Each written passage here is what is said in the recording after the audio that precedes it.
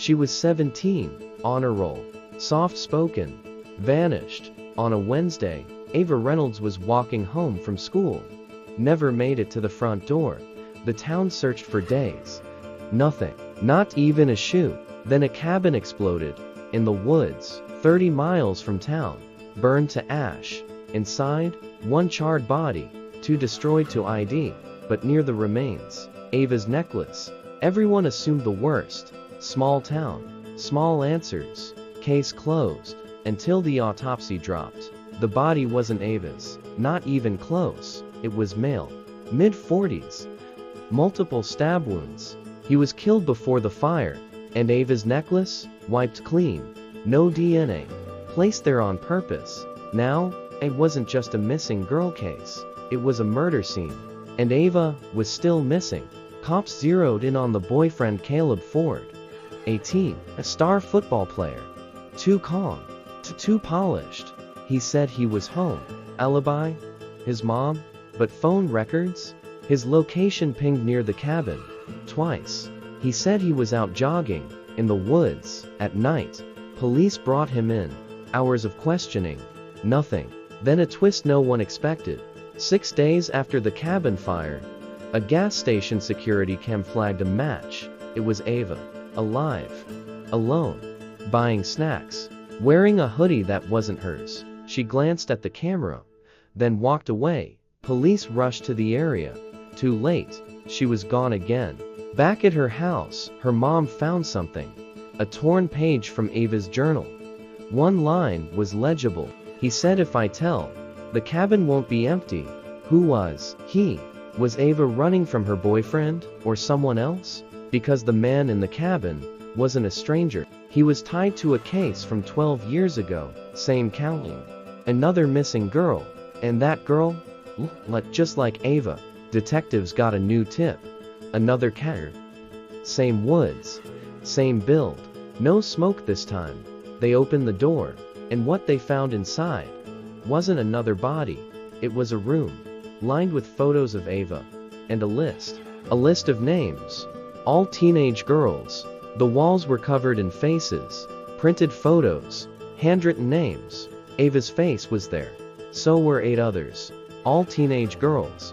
All missing within the last 15 years. All from different towns, different states. But one pattern. Every girl disappeared near forest trails.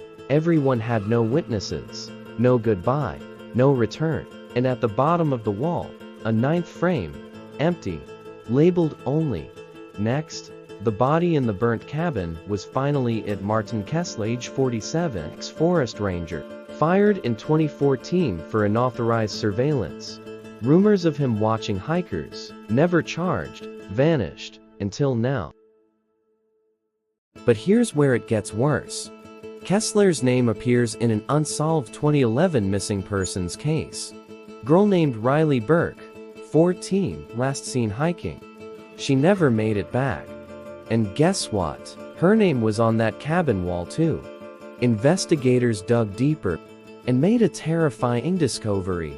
Ava's phone? It had never gone offline. It was turned on and pinging twice a day. Same location, off-grid shack. Barely marked on state maps. When they raided it, Ava wasn't there, but someone had been recently. And on the floor was a burner phone wiped. Except one saved message. Cabin 1 burned.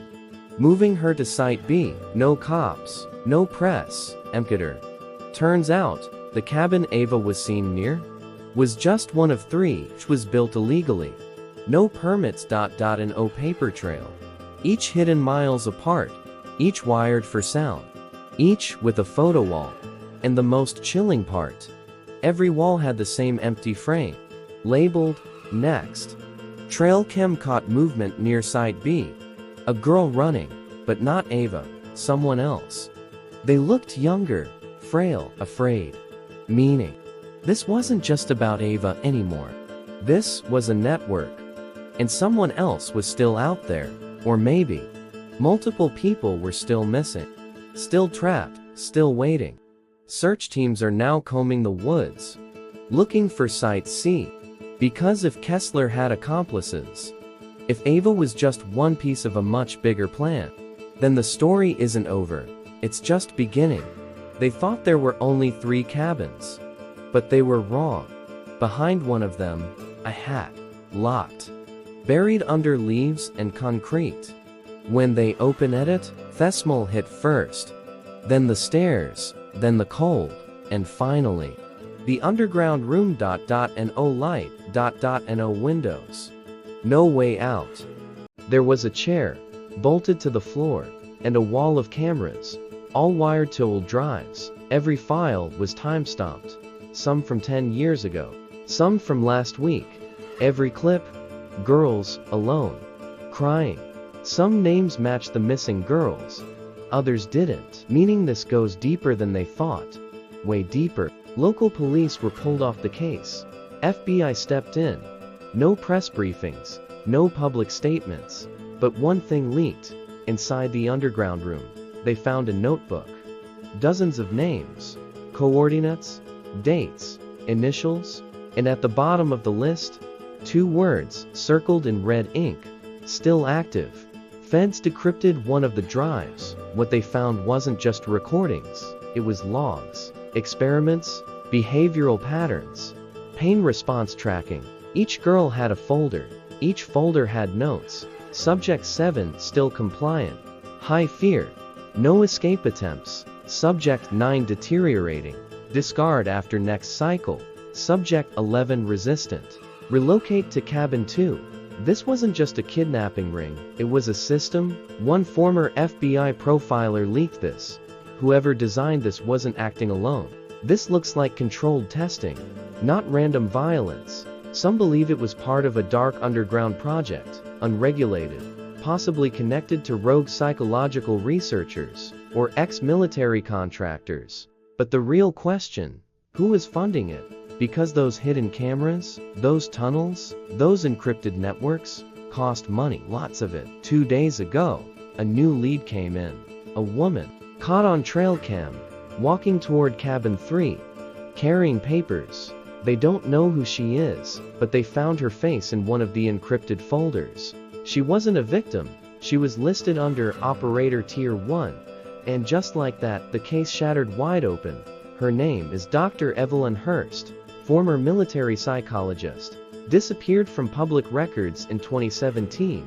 No LinkedIn, no address, no obituary, until she was caught walking into the forest, carrying classified files. And in one of the files, a name that changed everything: Ava Reynolds, labeled as Subject 14, status, non-compliant, high resilience. Dr. Hurst used to work on Project Halo, a behavioral conditioning program for captured targets, shut down, supposedly, but now, it's clear she kept going, off the grid.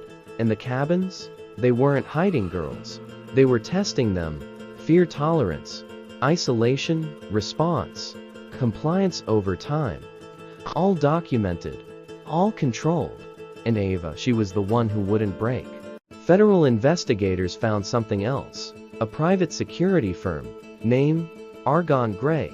They paid rent on a cabin, covered equipment costs. And one of their agents used to work for Dr. Hurst. That's when a sealed memo leaked. Do not pursue Dr. Hurst. Program value outweighs liability. Depth of defense internal, which means someone high up knows what's going on and wants it buried. 2 miles from the last cabin, a rescue dog uncovered something. A journal, wrapped in plastic, dated 3 weeks after Ava was last seen, and in her handwriting, they want obedience. I gave them fire. He wasn't the only one watching me. She speaks calmly, but her eyes are empty. I think she's done this before. Then one line. I found the room. The girls, not all of them were dead.